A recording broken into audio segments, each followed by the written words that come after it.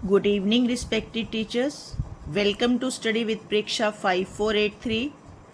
आज हम आपके लिए लाए हैं क्लास 8th में न्यू उड़ान में से दिस इज जोडीज फान वर्कशीट नंबर 3, जिसमें हमें प्री रिक्विजिट कॉम्पिटेंसी है 723 और एट ग्रेड कॉम्पिटेंसी 828। इसमें मॉडल ऑक्सिलरीज यूज करना बताया जाएगा। मॉडल ऑक्सिलरीज माने किसी वर्ब को हमने किस भाव से प्रयोग किया है, यानी कि हम किसी को सलाह दे रहे हैं या आदेश दे रहे हैं। तुम्हें डॉक्टर के पास जाना चाहिए, ये सलाह है। तुम्हें समय पर फीस जमा करवा देनी चाहिए, ये एक तरह से आदेश है। तो जब हम स्टूडेंट्स को सिखाते हैं उसमें हम भाव साथ में लिखवाते हैं कि ये मॉडल ऑक्सिलरी कौन सा भाव प्रकट कर रही है। वास्तव में मॉडल ऑक्सिलरी से ही हमें भाव समझ में आ जाना चाहिए। यहाँ हम इंडक्शन मेथड से बच्चों को मॉडल ऑक्सिलरी सिखाएंगे, क्योंकि ये उनका बिगिनर स्टेज है। धीरे धीरे जब वो समझने लगेंगे तब हम उन्हें डिडक्शन मेथड से मॉडल ऑक्सिलरीज का मीनिंग निकालना समझाएंगे। Shall, will, should, would, can, could, may, might, must, need, ought to, use to और डेयर, ये मॉडल ऑक्सिलरीज हैं।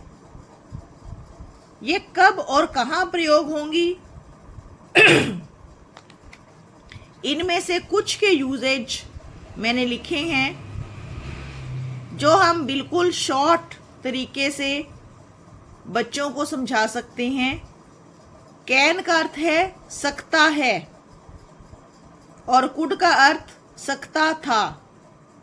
ये कैन का पास्ट टेंस है। मे का प्रयोग अनुमति लेने के लिए होता है और अनुमति देने के लिए कैन। जब स्टूडेंट क्लास में आने के लिए पूछेगा तो वो कहेगा मे आई कम इन, और हम आगे से क्या कहते हैं, यस यू कैन। हम यस यू मे नहीं कहेंगे, क्योंकि अनुमति देने के लिए कैन का प्रयोग होता है। मस्ट अनिवार्यता बताता है। शुड और ऑट टू सलाह देते हैं। दोनों का अर्थ हिंदी में चाहिए, लेकिन जब मस्ट लिखा हो तो वो ऑब्लिगेशन है, कंपल्शन है, अनिवार्यता है, और जब शुड लिखा हो तो वो करने वाले की इच्छा है। ऑट टू नैतिक सलाह देने के लिए, मॉरल एडवाइस के लिए प्रयोग की जाती है। तुम्हें सदा सच बोलना चाहिए। You ought to speak the truth. तुम्हें बड़ों का आदर करना चाहिए। You ought to respect your elders. वर्तमान समय में मॉडर्न इंग्लिश में ऑट टू का प्रयोग लगभग ना के बराबर रह गया है। इसकी जगह शुड ने ले ली है। ऐसे ही नीड का अर्थ होता है आवश्यकता, और डेयर का अर्थ होता है दुस्साहस।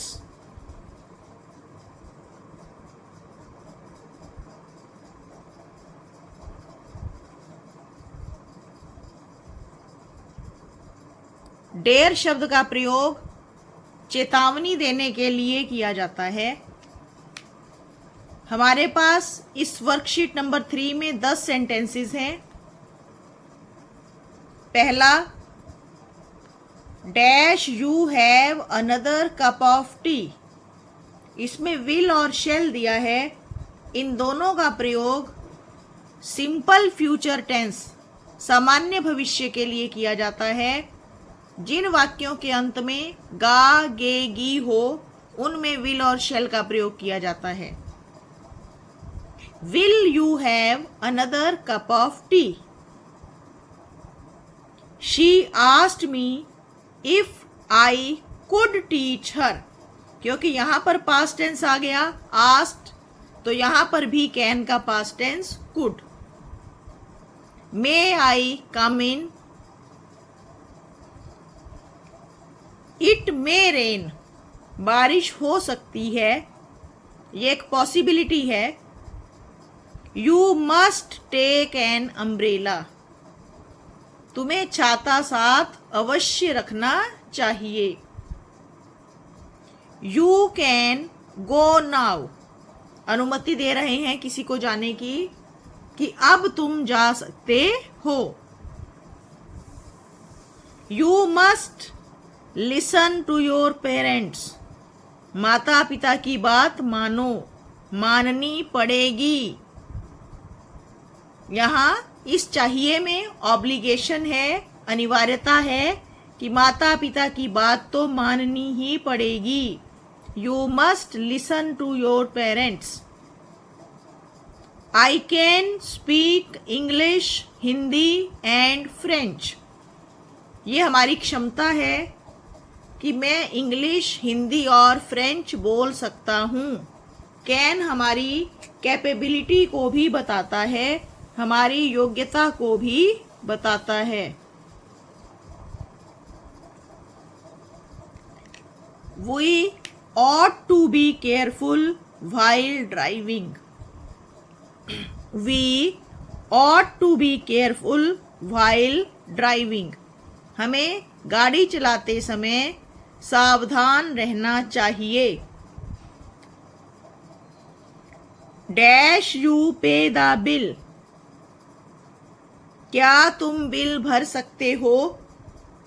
कैन यू पे the bill? Till last year, पिछले वर्ष तक। I could not read with glasses, मैं चश्मे के साथ भी पढ़ नहीं सकता था। Till last year I could not read with glasses, यहाँ शुड और कुड में से कुड लगेगा। तो ऐसे ही सेंटेंसेस हम अपने पास से भी बनवा कर बच्चों को एक्सरसाइज करवा सकते हैं। मुझे तो इंग्लिश ग्रामर का ये सबसे सरल टॉपिक लगता है, जो बिल्कुल नियमों के आधार पर हम प्रयोग करते हैं।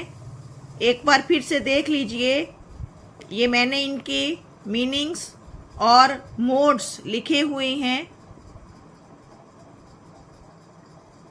तो दिस इज जोडीज फान की तीनों वर्कशीट्स हमारी कंप्लीट हो चुकी हैं।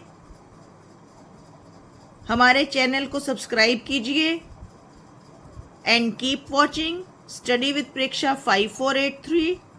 Thank you very much.